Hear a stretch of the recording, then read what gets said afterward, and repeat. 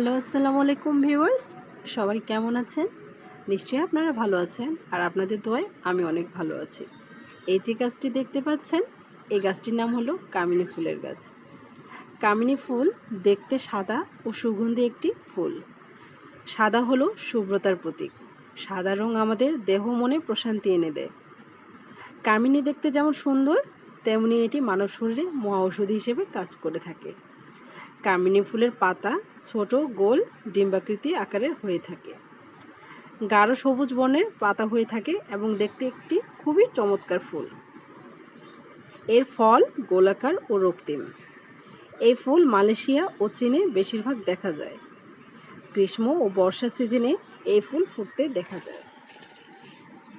আমাশয় হলে এর মূল ও ছাল 2 কাপ জলে সিদ্ধ করে আধা কাপ পরিমাণে করতে হবে। তারপর এই ফুটন্ত পানি নামিয়ে ছেঁকে পান করতে হবে এবং কাটাছাড়া স্থানে কামিনীর প্রলেপ দিলে রক্তপাত অনেকটাই বন্ধ হয়ে যায়। কামিনী ফুল এত পরিমাণে সুন্দর, সত্যি এর বলে প্রকাশ করা যায় না। আমি তো পুরাই ফিদা হয়ে গেছি। আপনারা দেখতেই পাচ্ছেন এতই সুন্দর ফুল, মাটিতেও সুন্দরভাবে পড়ে আছে, মনে হচ্ছে সব